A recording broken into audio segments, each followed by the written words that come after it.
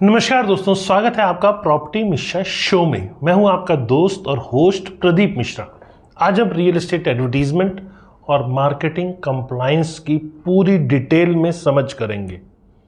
हम रेरा की definitions, mandatory disclosures, agent और promoter responsibilities, booking time documents, do's और don'ts, penalties, buyer safety checks, digital और offline ad rules, influencer marketing norms, mis selling prevention, grievance processes और best practice तक हर point explain करेंगे और साथ में रेलिवेंट रेरा धारा नंबर भी बताएंगे।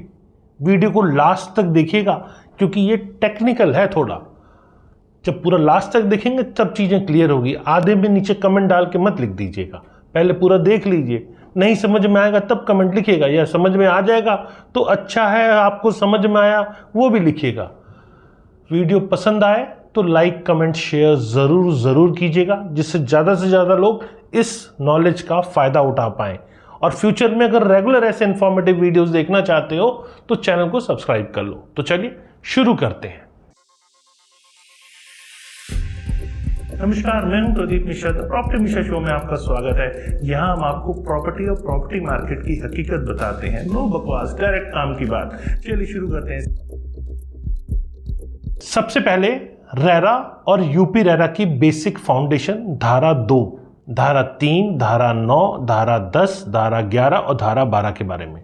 ये मैंने वैसे यूपी रेरा का उठाया है रेरा, तो उसी के हिसाब से मैं आपसे बात कर रहा हूँ। तो रेरा एक्ट 2016 का कोर पर्पस है ट्रांसपेरेंसी, अकाउंटेबिलिटी और कंज्यूमर प्रोटेक्शन।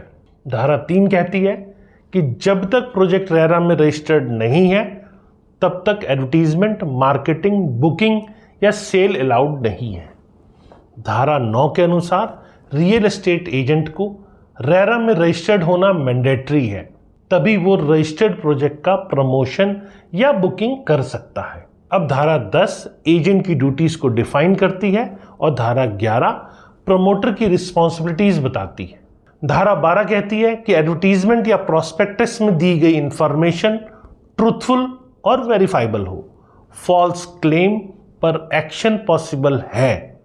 धारा 2 में advertisement, prospectus, promoter, agent, allottee जैसी डेफिनेशंस दी गई है।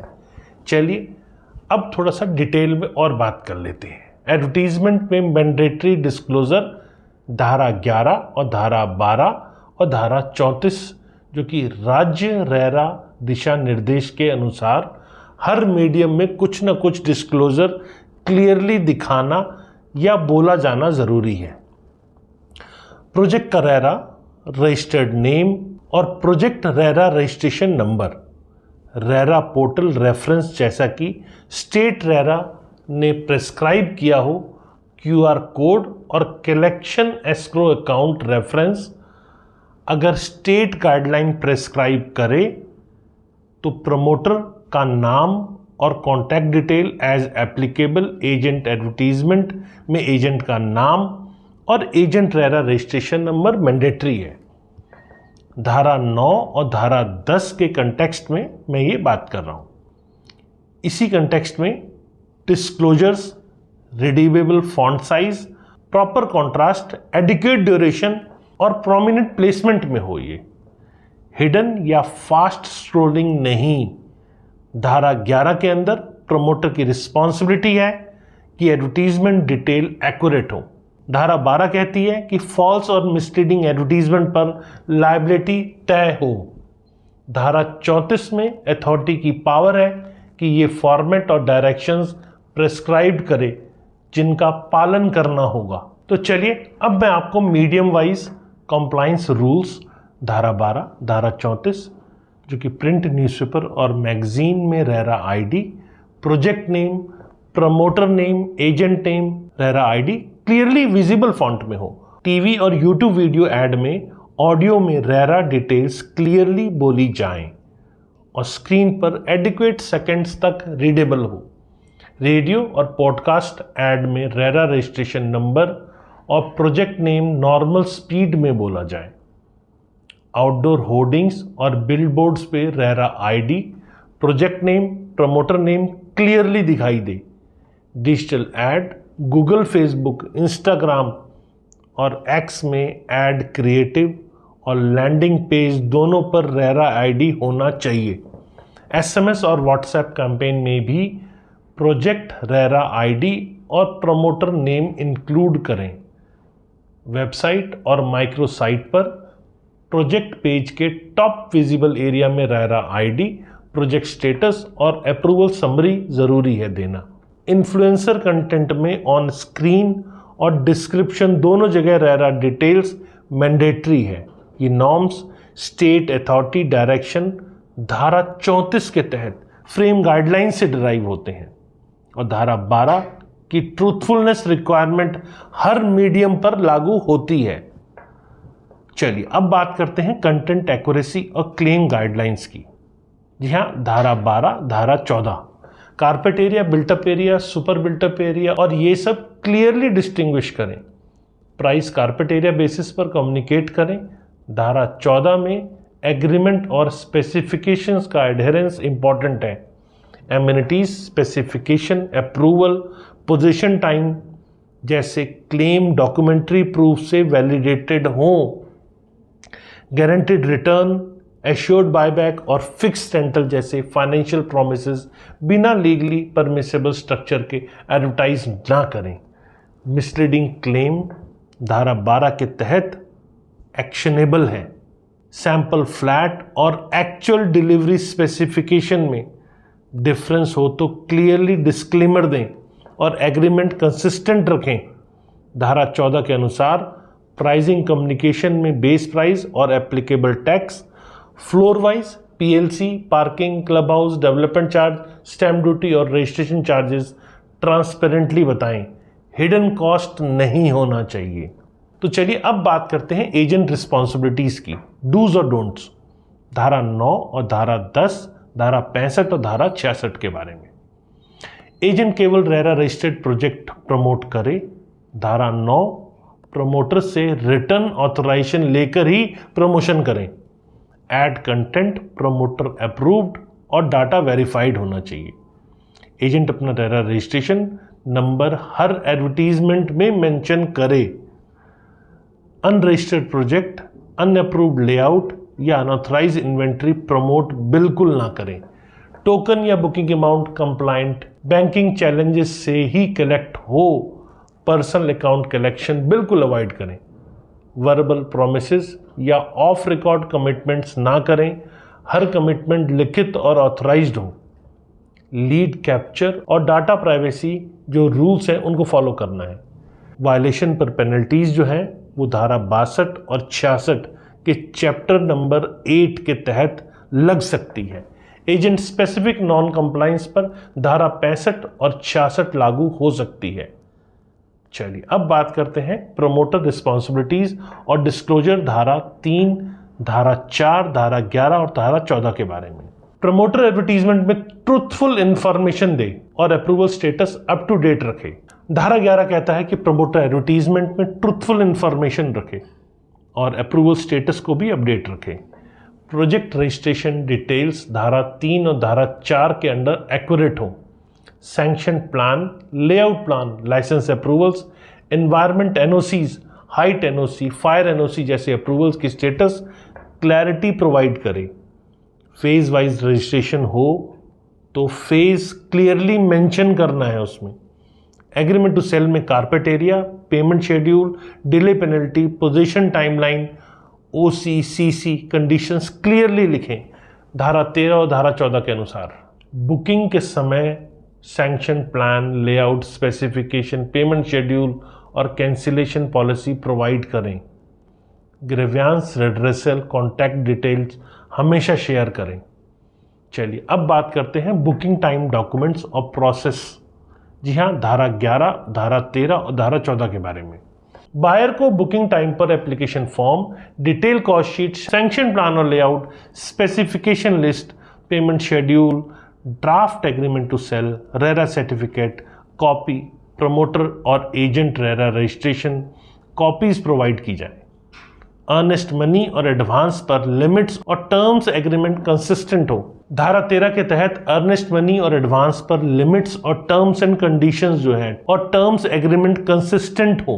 रेसिप्ट्स में project name, unit details, amount, tax breakup और पेमेंट मोड क्लियरली मेंशन हो।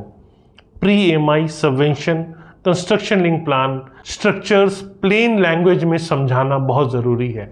चलिए अब बात करते हैं मिस सेलिंग प्रिवेंशन और फेयरनेस प्रिंसिपल धारा 12 और धारा 19 के बारे में। No hidden charge, no bait and switch, no fake inventory scarcity, no forced add ons, carpet area based communication रखें, टाइमलाइंस रियलिस्टिक रखें, सॉफ्ट पोजीशन जैसी एम्बिगुअस टर्म्स अवॉइड करें, फ्रीबीज क्लियरली वैल्यूड और डॉक्यूमेंटेड हो, एलॉटी बायर राइट्स धारा 19 में defined हो। Misleading info से बायर राइट इम्पैक्ट होते हैं, इसीलिए फेयर प्रैक्टिस बहुत ज़रूरी है। चलिए अब बात करते हैं पेनल्टीज और लीगल कॉन्सिक्वेंसीज धारा 59, धारा 60, धारा 61, धारा 62, धारा 63, धारा 64, 65 और 66 के बारे में। विदाउट रजिस्ट्रेशन एडवर्टीजमेंट या मार्केट करना धारा 59 के तहत पेनलाइज्ड हो सकता है। फॉल्स और मिसलीडिंग एडवर्टीजमेंट और इनकरेक्ट प्रोजेक्ट इंफॉर्मेशन धारा 60 और धारा 61 के तहत पेनल्टीज अप्लाई करती हैं। प्रमोटर्स या कंपनी के डिफॉल्ट पर कंटिन्यूइंग पेनल्टी धारा 63 और धारा 64 में एड्रेस होती है। एजेंट ड्यूटी वायलेशंस पर धारा 65 और धारा 66 लागू हो सकती है। Broadly heavy monetary penalties, per day penalties, compensation और प्रोसिक्यूशन तक पॉसिबल है, इसीलिए कंप्लायंस नॉन नेगोशिएबल है। तो चलिए अब बात करते हैं डिजिटल कंप्लायंस की। धारा 12, धारा 34, landing page of ad creative दोनों पर रेरा डिटेल्स हमेशा रखें। फॉर्म्स में कंसेंट नोटिस और प्राइवेसी पॉलिसी लिंक दें। व्हाट्सएप ब्रॉडकास्ट में ऑप्ट इन कंसेंट फॉलो करें। टेम्पलेट कंप्लेंट लैंग्वेज यूज करें। ईमेल मार्केटिंग में फुटर डिस्क्लोजर और अनसब्सक्राइब ऑप्शन दें।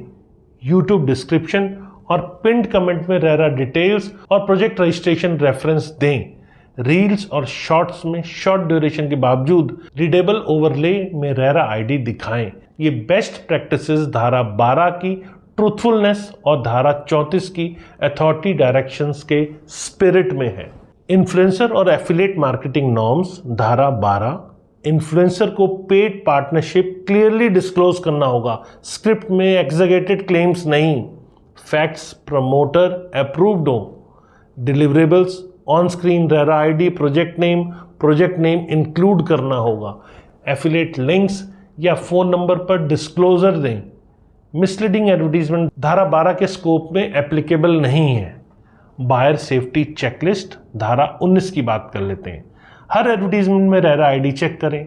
स्टेट रेरा पोर्टल पर प्रोजेक्ट स्टेटस, अप्रूवल और कंप्लेंट हिस्ट्री वेरीफाई करें। सैंक्शन प्लान और लेआउट देखें। एग्रीमेंट टू सेल के की क्लॉजेस पढ़ें। डिले पेनल्टी और पोजीशन डेट क्लियर करें। धारा 13 और धारा 14 के कंटेक्स्ट में कॉस्ट शीट में इंक्लूजन्स और एक्सक्लूजन्स समझें। Unrealistic return, assured income, guaranteed buyback जैसे प्रोमिसेस से अलर्ट रहें। एजेंट और promoter RERA registration active status verify करें धारा 9 और धारा 4 के तहत।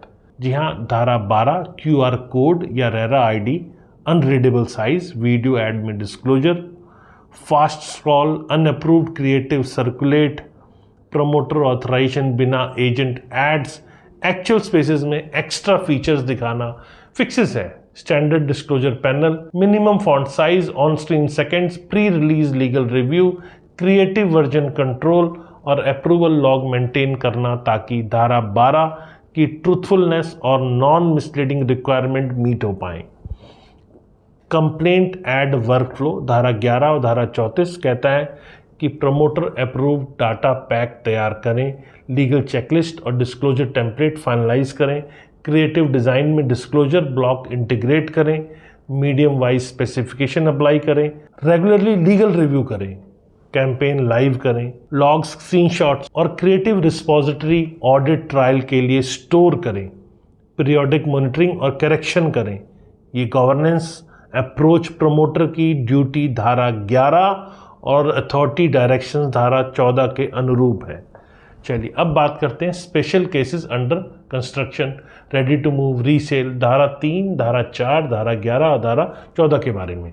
अंडर कंस्ट्रक्शन में फेज वाइज क्लैरिटी दें, टाइमलाइंस रियलिस्टिक रखें, अप्रूवल स्टेटस बताएं, रेडी टू मूव इन्वेंट्री में ओसी और ऑक्यूपेंसी स्टेटस क्लियरली बताएं। रीसेल में title clarity, society NOC context और इनकम्बरेंस स्टेटस रेलिवेंट हो तो डिस्क्लोज करें। एग्रीमेंट और स्पेसिफिकेशंस एडहेरेंस धारा 14 के अनुसार सुनिश्चित कर लें। चलिए अब बात करते हैं quick reference checklist for agents and promoters के बारे में। धारा 3, 9, 10, 11, 12 only RERA registered projects promote करें। ये खासकर एजेंट से कह रहा हूँ मैं। एवरी एड में project name, RERA ID, promoter name, agent name, agent RERA ID include हो, जो एप्लीकेबल है वही। Print, TV, radio, digital, outdoor सभी मीडिया में रीडेबल और ऑडिबल डिस्क्लोजर दें। क्लेम्स एविडेंस बैक रखें। लैंडिंग पेज और क्रिएटिव दोनों कंप्लेंट रखें। Booking time full document set दें। अप्रूवल और क्रिएटिव साइन ऑफ आर्काइव करें। तो दोस्तों आज आपने end to end real estate advertisement और मार्केटिंग कॉम्प्लेक्स को प्रैक्टिकली समझा और हर महत्वपूर्ण पॉइंट के साथ रेलिवेंट धारा नंबर भी देखे। अगर आप बिल्डर या एजेंट हैं तो डिस्क्लोज टेम्पलेट, लीगल रिव्यू और ऑडिट ट्रायल तुरंत अडॉप्ट करें। अगर आप बायर हैं तो रेरा आईडी वेरीफाई करें, डॉक्यूमेंट देखकर और फैक्ट्स पर डिसीजन लेकर खुद को सेफ रखें। प्रॉपर्टी मीशा शो को सब्सक्राइब करें। इस वीडियो को टीम और फ्रेंड्स के साथ में शेयर ज़रूर करें और कमेंट में बताएं नेक्स्ट टॉपिक आप क्या चाहते हैं। नमस्कार और जय हिंद।